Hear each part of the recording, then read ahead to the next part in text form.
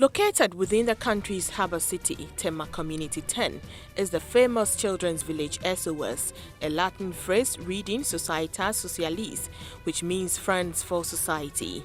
The entrance leading to our discovery land held us spellbound as we wondered whether we were in the right place. The security guard interrupted my thought when he asked who I was looking for. Subsequently, I was directed to the administration block where I met the director. Unlike the previous places I had visited, his office was full of files on display for easy identification. The village provides a privileged environment and care for 138 children. At times, children are referred to us from the hospitals, Department of Social Welfare, and all that, but we have a social worker. So what happens is when the case is referred to us, she will go to the field and do the social investigation. Then based on the social investigation, we have a child admission committee. The committee will meet, look at the situation.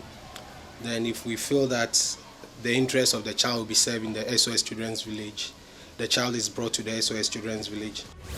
It has 15 four-bedroom apartments occupied by a family of 12, made up of 10 children, a permanent mother or caregiver, and an auntie or assistant caregiver. We have a permanent mother in each of these family houses. In Tema village, we have 15 family houses. So every family house has a mother there. And the mothers at times spend about 25, 30 years in the institution. So children get to relate to one mother, and the mother makes sure that she gives the love, the security, and all that they need to grow and be responsible members of society. In the youth homes, they are taken care of by youth leaders, and they stay there for a maximum of 4 years. After the youth homes, they move to the semi-independent housing or semi-independent facility. There they move in pairs. As they stay there whilst they are schooling, they will either be in the university, a polytechnic, or any of the professional training institutions, or even some they may be learning a trade depending on their interests and their ability. The village has basic, junior and senior high schools, which also serve children outside the village.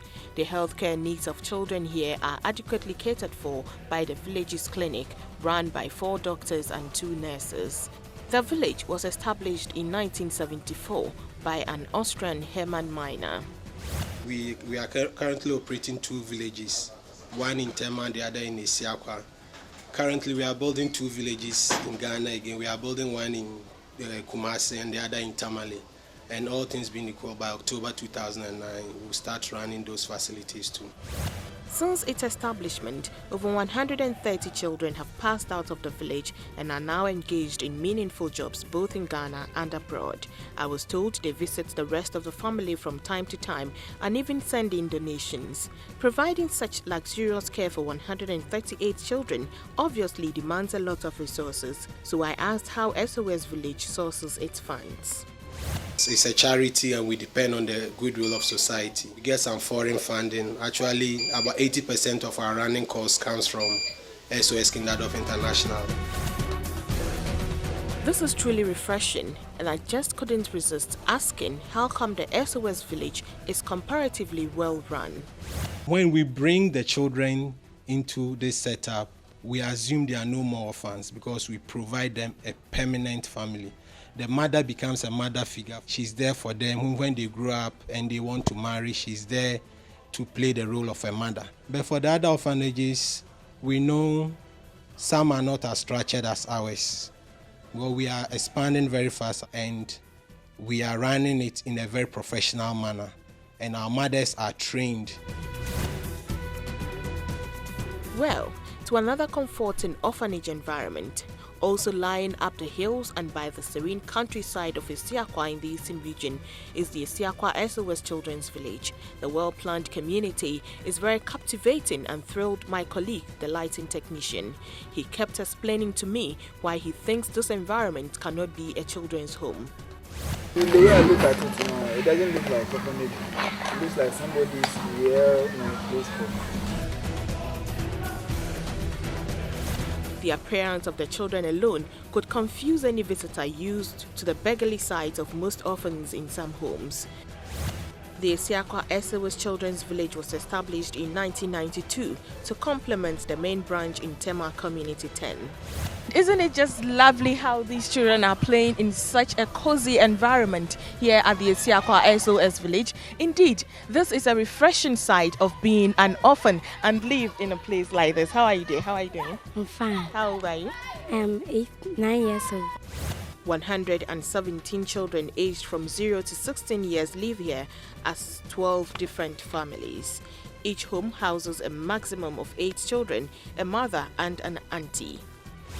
Because the main aim of SOS is to build a family for those people who don't have, and the others too, who maybe they have family, but because of living conditions, their living is not like a family type. So SOS try to create a family for children who are orphans, destitute, and then sometimes abused children too are brought in, and we try to create a natural family environment for them to grow in. The village, just like the one in Tema, has a school from kindergarten to junior high school. It also has a clinic manned by a resident nurse providing 24-hour service to the community. Caretaker mothers here, I was told, are trained to relate to children in a way that will make them have a sense of belonging. Mothers are always in the house 24 hours. If the mother is not there, the auntie is there. When they go to school, the teachers are there, and the mothers collaborate with the teachers in the behavior of the children. So abuses I've always checked. It is almost 100%. You go for training for 6 months. So after that, they give you a house. They will still continue training you. We undergo in-service training, always. So they give you a house with your children, and we have a support system from the office. Whatever the problem is, and you go there, they will support you. I relate to them very well. They are like my own children. I treat them like my own children. If you come to the house, you won't see that they are not my children. And they also help me. It's a nice family. A system to monitor the behavior of children, known as a behavior chart, has been developed to reward children who are of good behavior. The mothers are also constantly in touch with teachers of the children to monitor their progress in school. Unlike some places where children are left on their own after school, the other children at Esiakwa SOS Village take their siblings through extra studies at home. 6 minus 3. 10 minus 5. George Wilson told me that most of the children here are brought in by the Department of Social Welfare in consultation with a resident social worker who does all the paperwork. However, the village does not give children out for adoption. We don't give children out for adoption because our main aim is to create a family for those who don't have. So if we create a family and give out again, I think it will contradict the main mission for the SOS. Though I was told Esiakwa SOS Village is a young community, 53 inmates made up of 19 girls and 34 boys who have gotten to the youth stage have been moved to the Kibi settlement area to interact with the wider society, of course, under strict monitoring. Some of them have just finished university and other things, but after university, we have to continue to monitor you for about 2 years before we settle you. And then even after the settlement, we still come after you to see how well you are doing. The Esiakwa SOS Village relies on the benevolence of individuals and organizations to survive, keeps records of all donations, and opens its doors for auditing. 3 of the youth who are waiting to enter tertiary institutions shared their experience at the Esiakwa SOS Village. Mine being here is some kind of, should I say, it's normal, like in the family houses, in your biological homes, the way you relate to your father, your mom, your sisters, it's normal. They take us as their daughters, they care for us. If you're in need of anything, you just go to them, you tell them, they listen to you in good faith and do that for you. My stay here has been okay. It has been like in the normal house. It's been wonderful. I just love this place. Like how they take care of us. It's very good. They supply us with all our needs. So you see, it's not all bad and gloomy after all.